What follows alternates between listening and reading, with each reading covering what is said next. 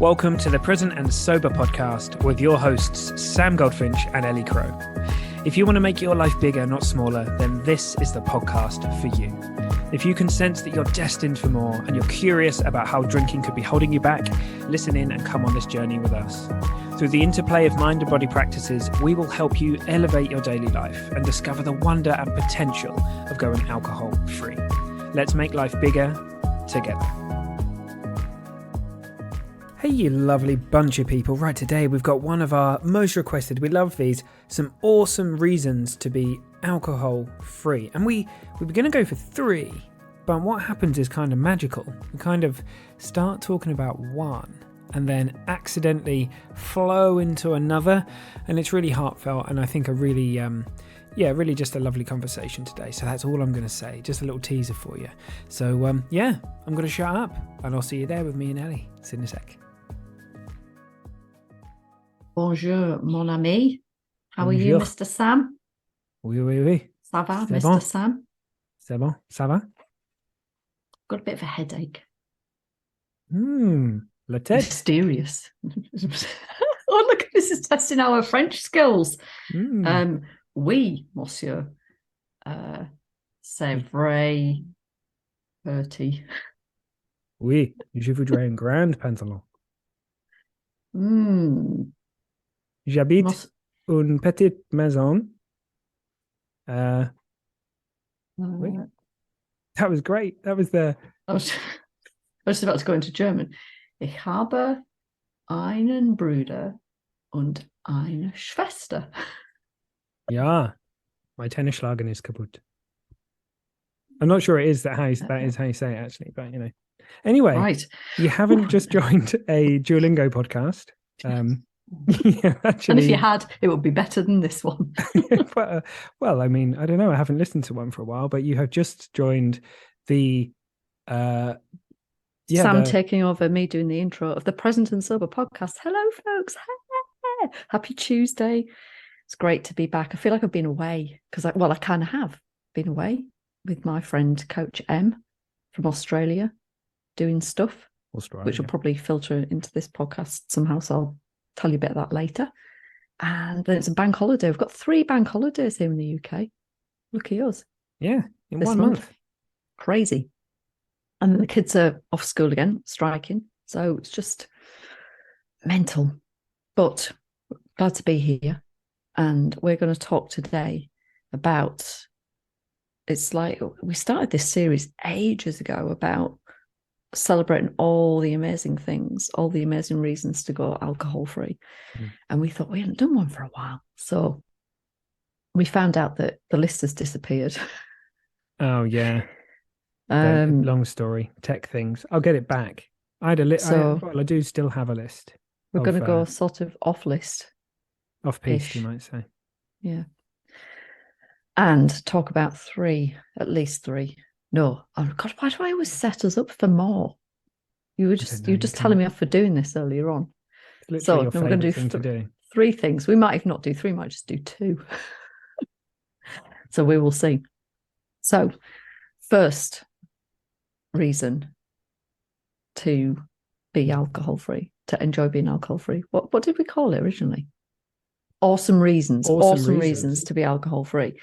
One of my clients was talking about this very recently, and it's being able to drive whenever you want at the drop of a hat. I could just fucking go and drive somewhere if I want to. Just go now. I forget sometimes. Like it happened to me just the other day. So I was going to meet my brother and his missus and their friends in this kind of like a pizza place kind of bar kind of thing. And it's quite nice because it's outside. So I was just going to go just meet them and just hang out with them for a bit. So I caught the train into town and I walked there. And when I got there, I realized there's a car park here. What am I doing? I could have just driven. Most of the time I remember, but every now and again I just have like a mind melt. Just don't. That's more about me, to be honest with you. But it's nice to take the train every now and again.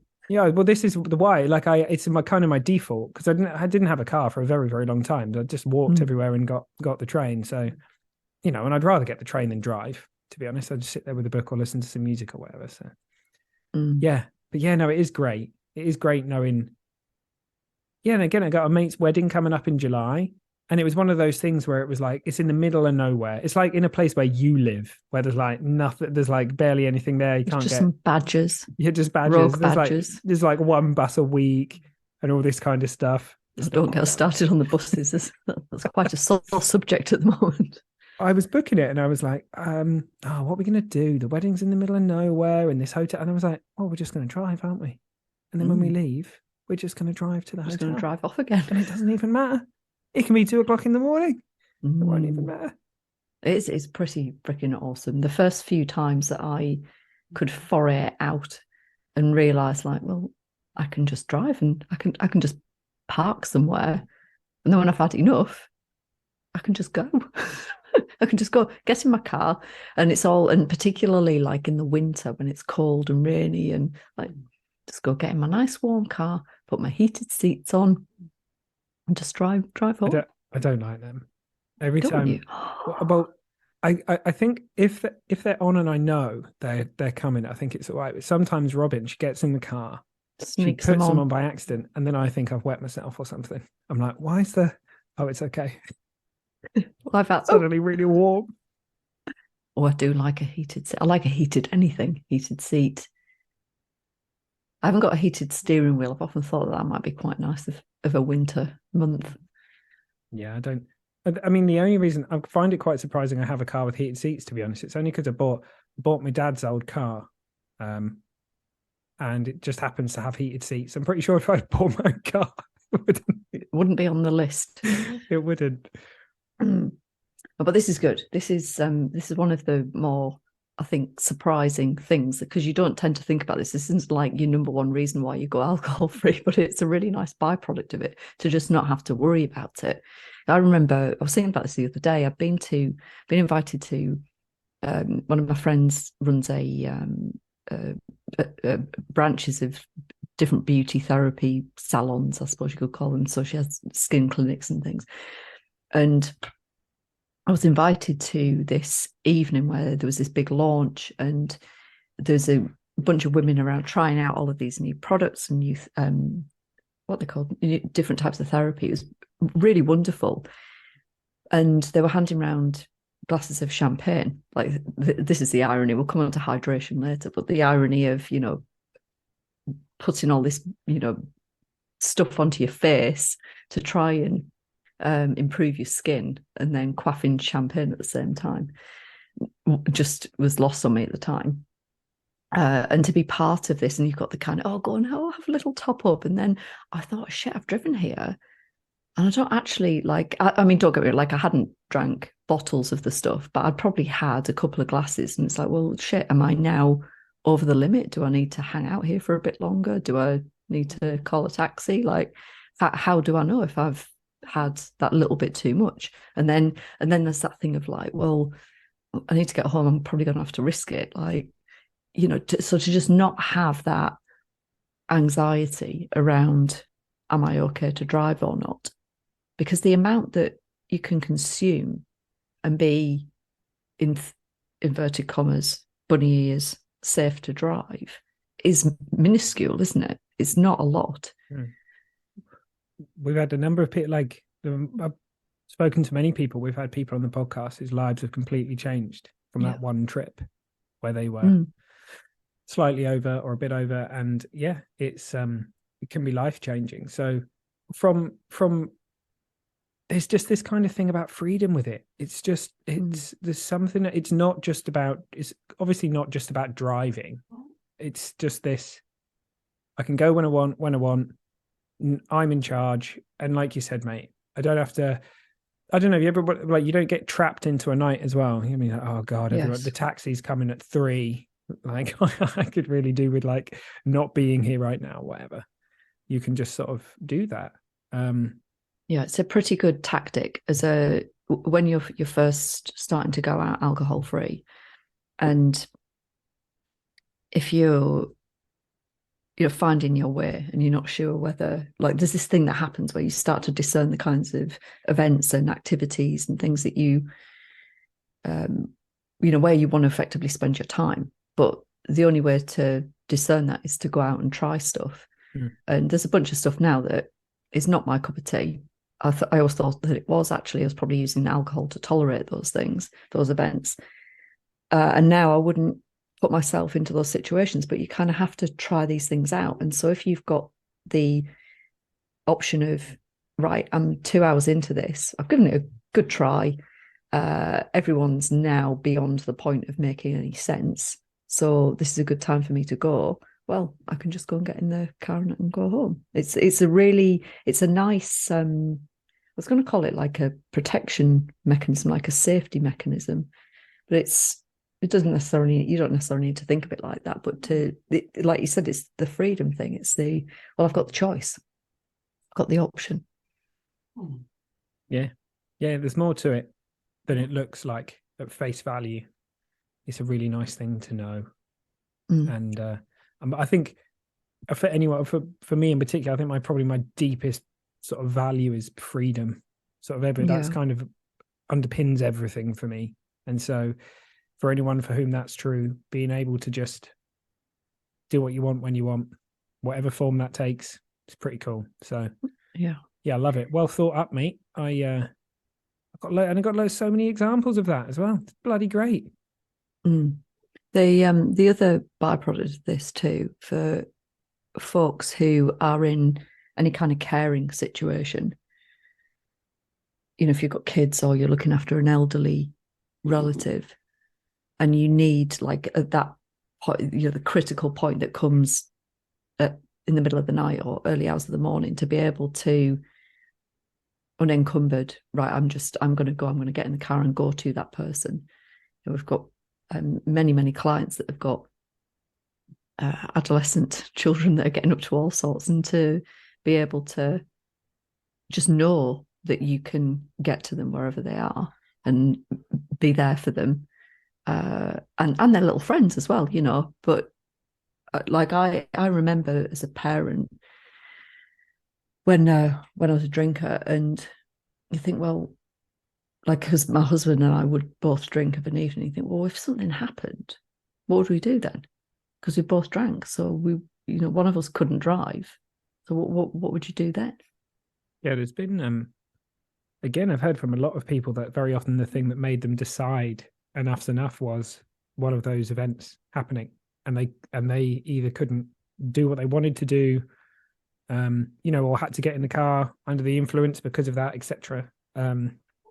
Or chose to, so they had to, but they chose to, like, that's, and then kind of like sitting and like reflecting on that. So I can't remember whether I shared this with you or not, but when the night that my dad died, I'd sat with him. He was in hospice care, and I'd sat. This is like he'd obviously been in there a little while, and every day you kind of had this vigil of sitting there, and you can imagine the emotional toll that takes.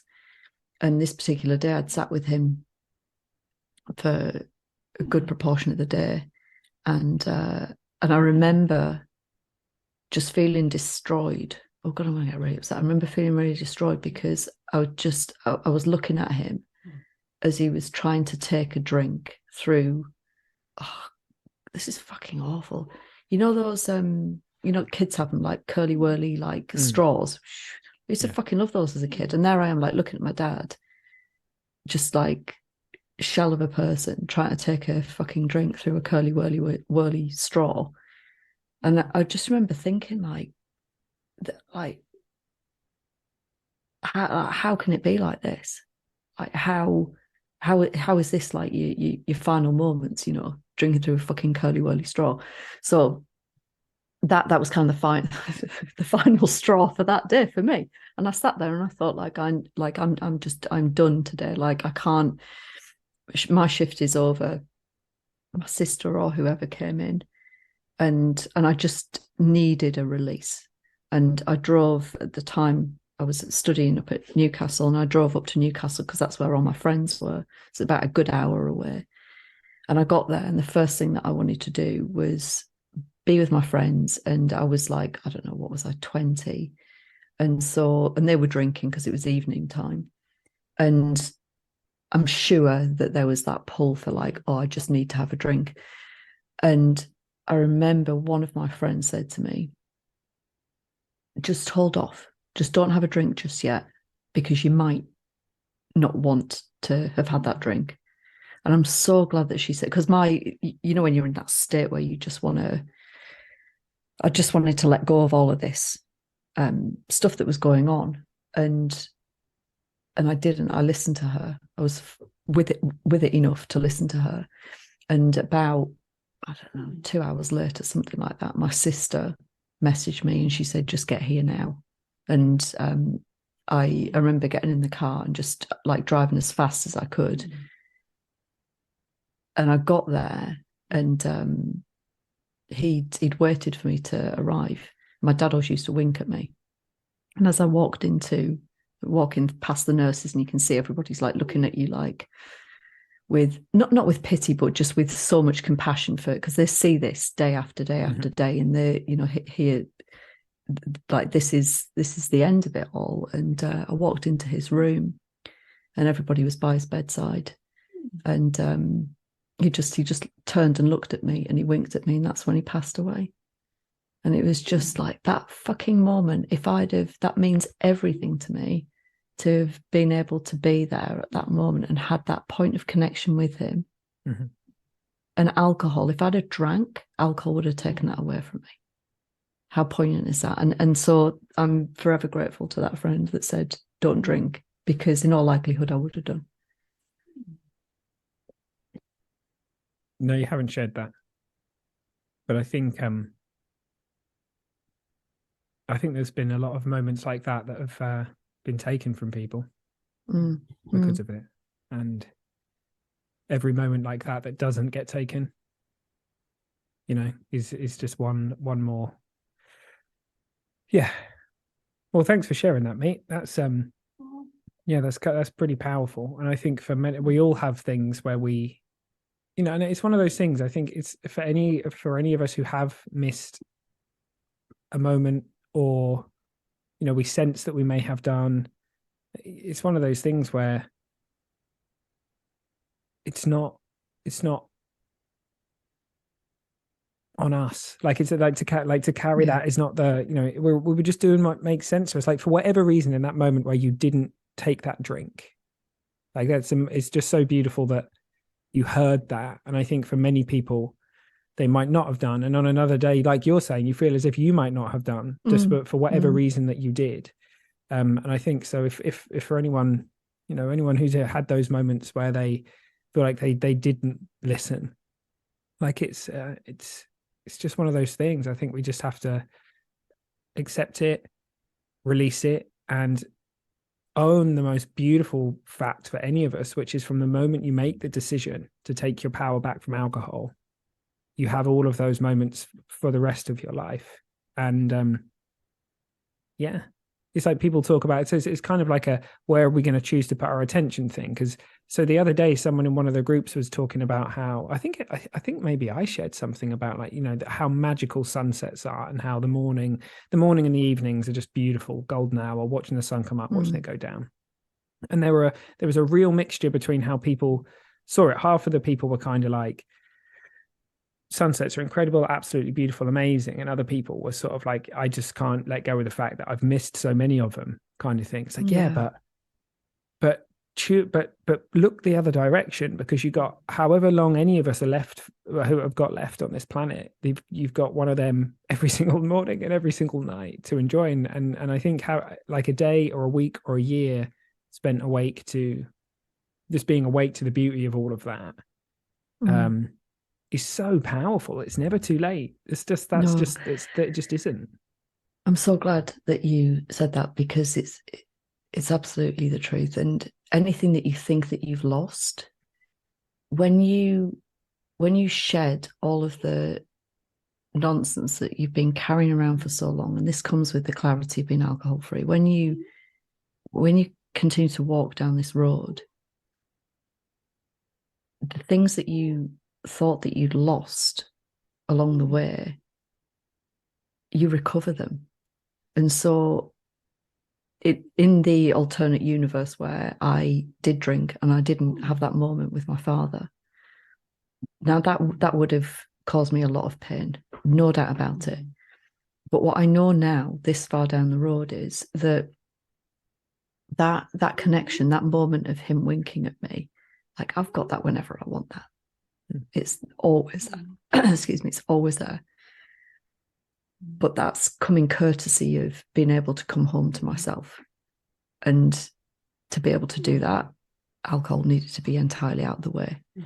So anything that you think that you've lost, you haven't lost it at all. It's just this process of this gentle recovery of this stuff. And compassion is like the first order. So if you're in a cycle of beating yourself up and feeling guilty and remorseful, that's only going to slow you down. So the sooner that you can let go of that stuff, the better. Yeah, because it, like you say, like the kind of gentle recovery. I think sometimes these things are a bit like a tidal wave, right? But however it comes, it's kind of okay. I mean, I a lot of people they get very sort of caught up on, but maybe a parent wasn't there for their child through their formative years as they see it, or there's so many different faces this kind of pattern could take. And the idea is, I mean, I often talk about, we stop drinking or we stop drug taking or whatever it may be, and we can kind of like hear the telephone ringing, and it's like this, it's all those feelings, it's all that stuff. We pick the phone up and we hear it, and I think very often that's beautiful. Like whatever moves through us, that kind of like you weren't your best self, you weren't like, and you kind of feeling that is the way through it. And that can, it's difficult, it's challenging sometimes. But then we have to put the phone down, because I think what a lot of people do is they just keep picking that phone up, thinking if I just keep going through this, then in the end I'll punish myself enough and I'll be able to change things. But we can, it is, the past isn't a place, it's done. Like it's done. But the shitty bit of not releasing it is that we innocently kind of carry it on.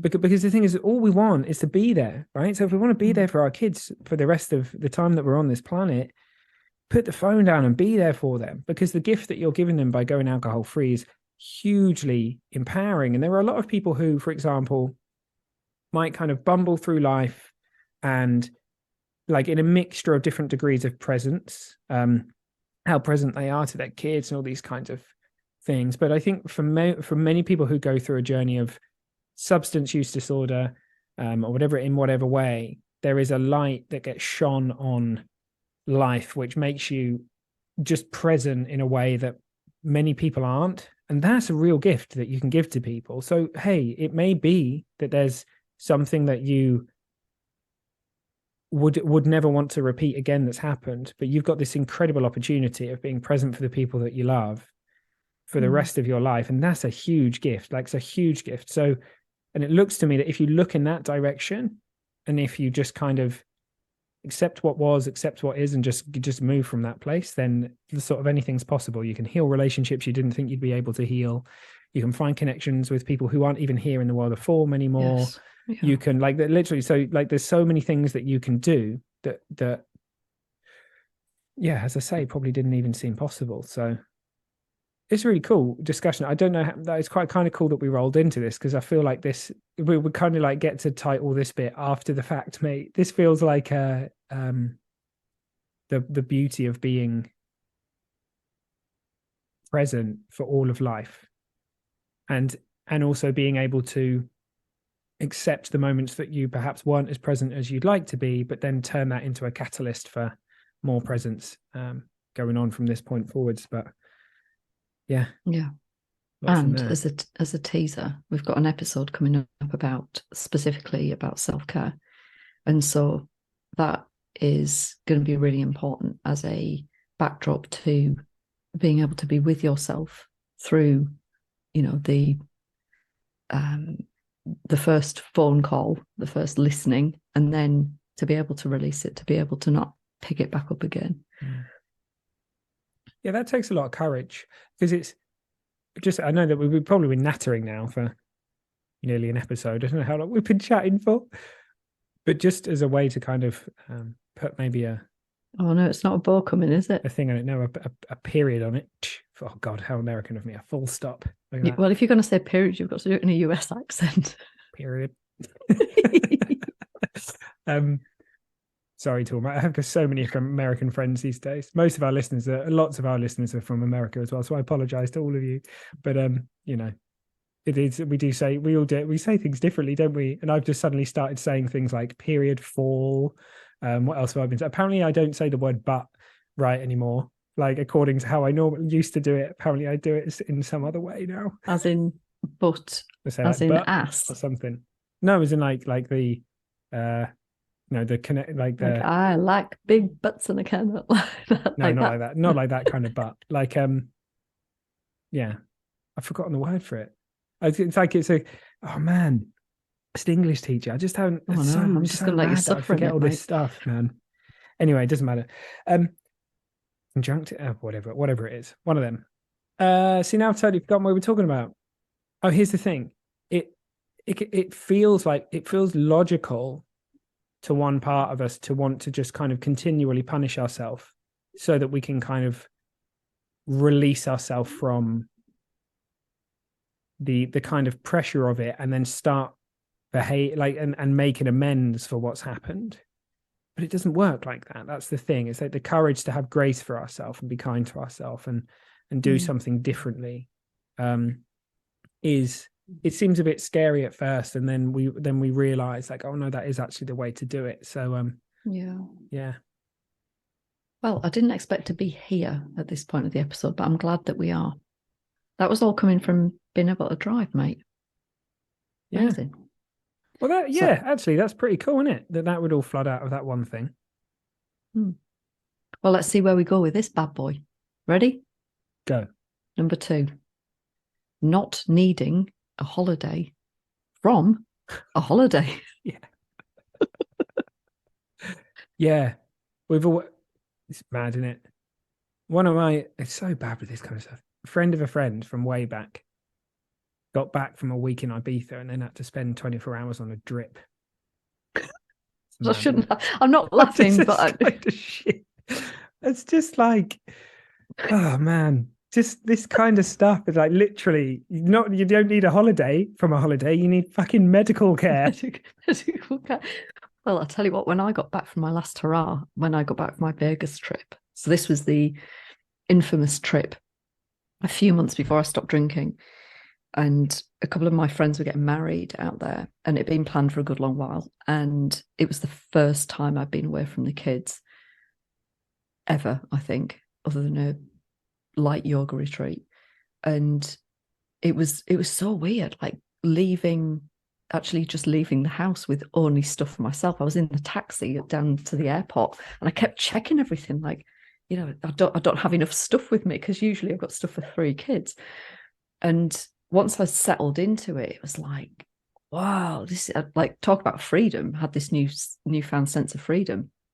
Got down to the airport, met my friend. So it's probably about, I don't know, 9 o'clock in the morning. What are we going to do? Go to the champagne bar. And that was it. And therein was the whole break, because we were there for, I don't know, something like 3 or 4 days. It was like a short space of time. And I was shit-faced the entire time I was there. And I had a fabulous time. But God, I would love to go back. I've said this many a time. I would love to go back and have all of the experiences that I had fully present and sober. Do you see what I did there? Present and sober. Like, that's what I would love. I'd love to go back and do all of those things, eating in the dark, dinner in the dark, all of that stuff. Superman flying down Fremont Street or whatever it's called. Like, it was just out of this world. I mean, what a place, Vegas, out of this world. And I remember at parts of it, like I blacked out when I was there. Like it was a bit, I had one of those awakenings of like, oh, this isn't me anymore. You know, this might have been me in my 20s. This might have been us in our 20s. But this isn't me. Like, it felt strongly at odds with my true self. And so when I got back, I remember the car dropping me off and coming up the drive and seeing, at the time Noah was only 1. She was tiny. And I walked up the drive and she saw me, and her little face when she saw me at the window. And again, that was like another moment of, oh wow, yeah. And I felt so, a bit like your friend, I felt so physically ill. I didn't need to go on a drip, but I was pretty fucking close to it. And I didn't drink for a good week. And I was like, the old, I'm never drinking again. This is terrible. Like, I felt so physically awful. But then obviously I did go back to drinking for a period. But those markers on that trip were really pronounced, like, when you have those moments of something shifted and changed here, I can't go back from this now. Yeah. Yeah. I mean, it's funny because when I think about, so I love music festivals and all that kind of stuff. And when I think about it now, I get really, really excited about being there, being in the sun, having a dance, like connecting with people. And I can remember there was a time where going to a situation like that and not having like plenty of drugs, alcohol, whatever, I would have been like, oh, I don't think I want to go. And now it's totally flipped. Now it's kind of like, I can't, like, that wouldn't seem like fun because I kind of know what it's like. I can remember having this moment. I went to this 7-day festival in Portugal a few years back, and it was hot, man. And I can remember walking around looking at all these people like hanging in the sun. I was like, oh my God, drinking in the sun. It only makes sense because we've got some like mad story about it, and because it's like cold in a glass. Like it's not actually, if you took away the fact that it was a drink and it was something that you were to, like, I don't know, just imbibe a different way by smoking it or snorting it or whatever, like, it wouldn't, like, doing it in the sun would be like this thing that like dehydrates you and all the rest of it. And so yeah, I kind of think that there is a time for all of us where we feel like we think we're going away. I used to always think that I was going away to explore certain places and see certain things. And of course, that was a part of it. And I do love being in nature. I do love being outside. I do love exploring stuff and all those kinds of things. But so much of it was only going to be enjoyed if there was alcohol in tow. And then the alcohol takes over. So I've got endless lists of like city kind of like benders that I went on with mates or like, and you sort of get there on the first night. You're supposed to just have a quiet one. You overcompensate. You spend ages in bed the next day. All you can really think about when you're supposed to be doing the cultural shit, but you end up just hanging out in a bar and and then suddenly you slowly, like, you become nocturnal, and just the whole thing. And then you're on the aeroplane home, and the actual window of opportunity where you had to enjoy, not just enjoy yourself, but remember what happened, is tiny, because you were either feeling like shit, wishing away until you could have a drink, and then, or drunk, and then time flies and all the rest of it, and then you literally be on the way home thinking to yourself, yeah, I feel loads worse than when I went. And these days it doesn't always happen, because sometimes you're obviously a bit more tired but I've been to a number of festivals over the past few years where I've come back, obviously maybe a little bit less slept than I might normally be, because I go to bed at 9:30 at night, but actually feeling better in terms of like, connection, having had fun, having, those kinds of stuff. And I get back and I could happily just roll into kind of going and work, like doing a coaching call or something like that, because it's just, why wouldn't I? It's just like, I've just had fun and just kind of looked after myself, as where previously I want a week off if I could have it, just recover from what had happened. Yeah, it's mad. It's so mad to reflect how much stuff's changed.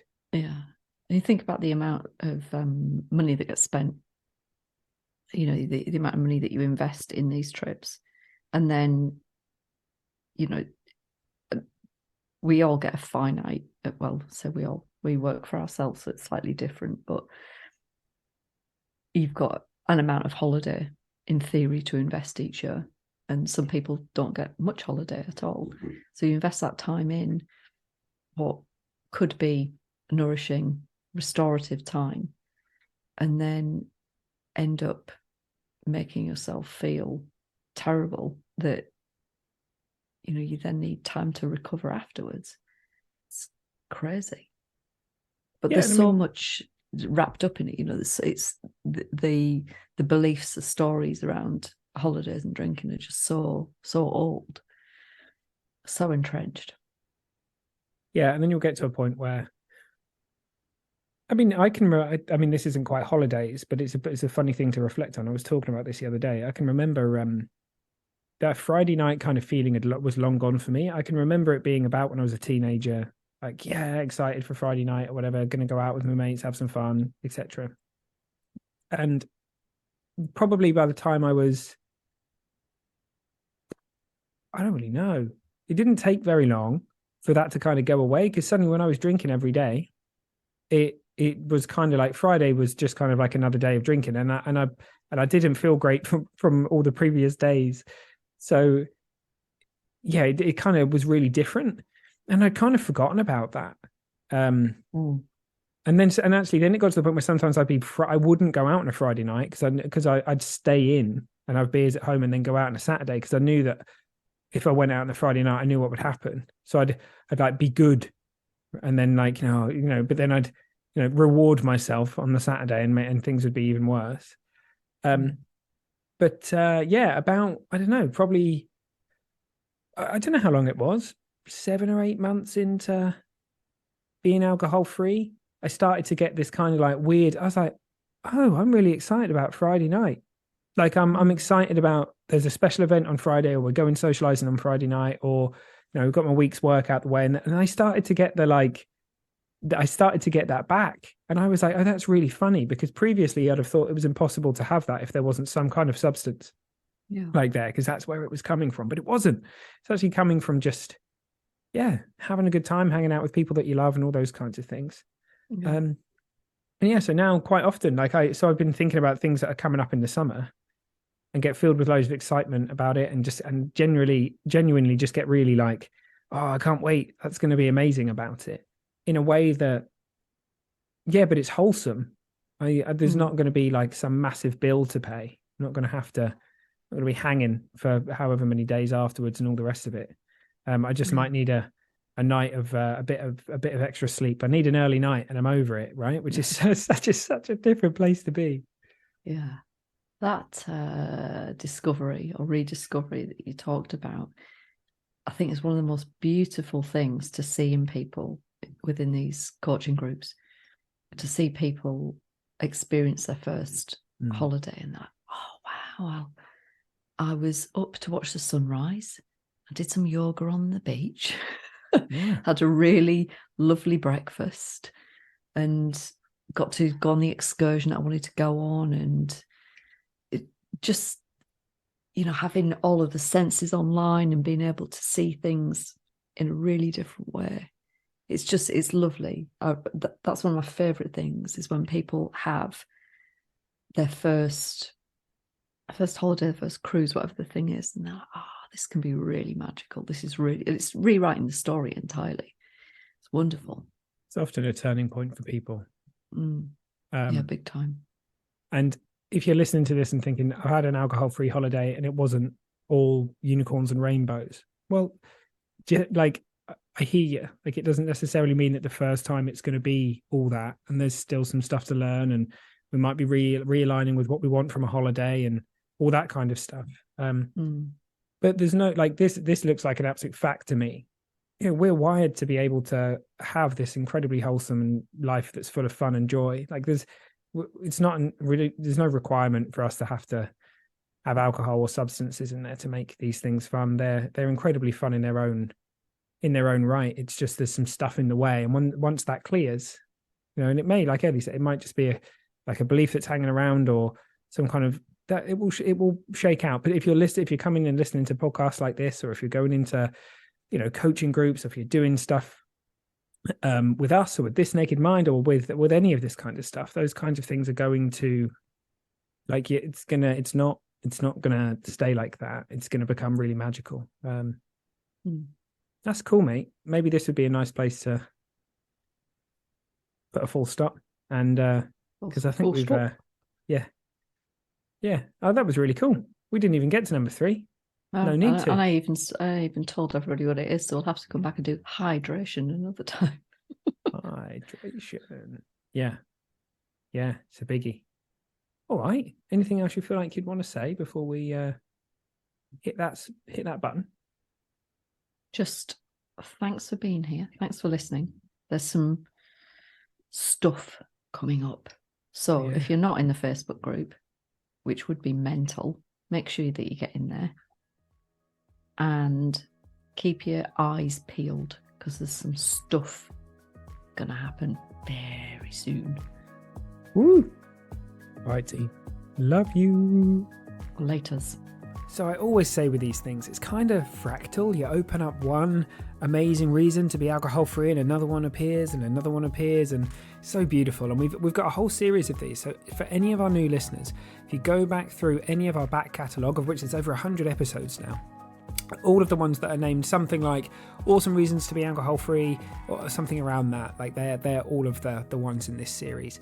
But of course you can absorb these in any way you like, and don't forget to join the Facebook group and let us know what you're thinking about them all. Right, team, see you next week.